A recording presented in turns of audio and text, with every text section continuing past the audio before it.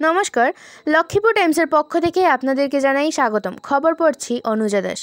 ফুলেরটোল union হাই school প্রাঙ্গণে নতুন ছাত্রাবাস ভবনের উদ্বোধন করলেন শিক্ষামন্ত্রী রনোজ পেগু। বুধবার বিকেল ৩টায় লক্ষ্মীপুরের বিধায়ক তথা মন্ত্রী কৌশিক রায়কে সঙ্গে নিয়ে উক্ত ছাত্রাবাসের উদ্বোধন করেন। প্রথমে তিনি ফিতা কেটে ভবনের উদ্বোধন করেন, পরে ফলক উন্মোচন করেন। উক্ত ছাত্রাবাস ১ কোটি টাকা ব্যয়ে নির্মাণ করা হয়েছে। অনুষ্ঠানে বক্তব্য রাখেন প্রধান অতিথি তথা শিক্ষামন্ত্রী রনোজ পেগু এবং মন্ত্রী কৌশিক রায়। অনুষ্ঠানে উদ্বোধনী সঙ্গীত পরিবেশন করেন উক্ত স্কুলের ছাত্রছাত্রীরা। মন্ত্রী রনোজ পেগু বক্তব্য রাখতে গিয়ে বলেন, এবছরে বয়েজ হোস্টেল এর নতুন ভবন উদ্বোধন করা হয়। আগামী বছরে ইউনিয়ন হাই স্কুলের নতুন ভবন নির্মাণ করা হবে। তাছাড়া মন্ত্রী কৌশিক রায় বক্তব্য রাখতে গিয়ে বলেন, ফুলেরটোল ইউনিয়ন হাই স্কুলটি সমস্ত বরাক উপত্যকার মধ্যে একমাত্র সরকারি ইংলিশ মিডিয়াম স্কুল। স্থানীয় সহ বহুদূর থেকে এসে ভাড়াটে ঘরে থেকে অনেক ছাত্রছাত্রীরা এই স্কুলে শিক্ষা গ্রহণ করেন। তাদের সুবিধার্থে এই নতুন হোস্টেল ভবন নির্মাণ করা হয়েছে।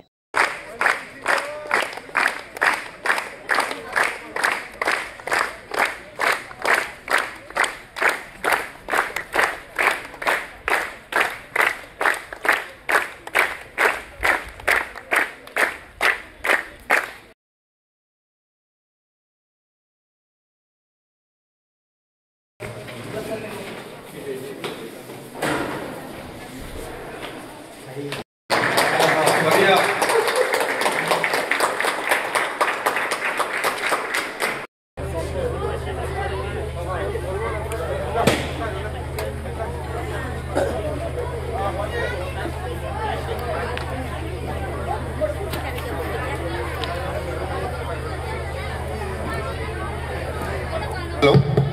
Oh.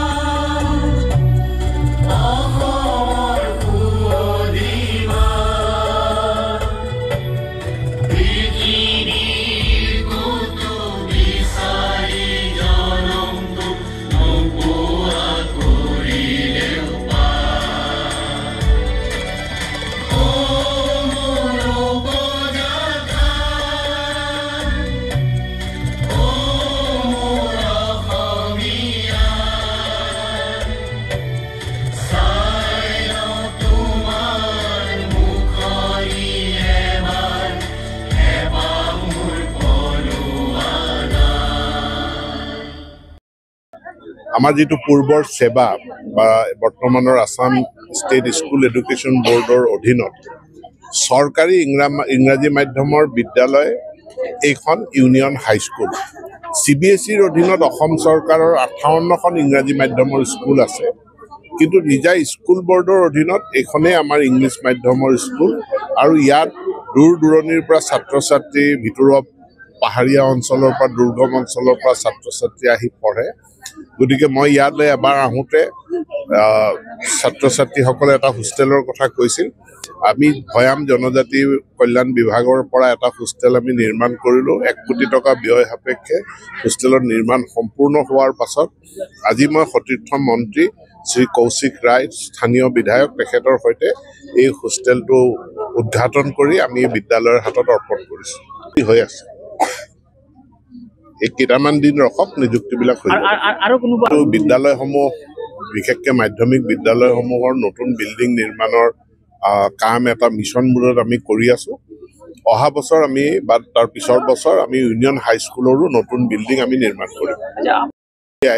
3 বছৰৰ কাৰণে আইন মহাবিদ্যালয় খোলাটো বন্ধ ৰাখিছে। এইটো তেওঁলোকে যেতিয়াই খুলি দিব আমিও আৰম্ভ কৰি দিম।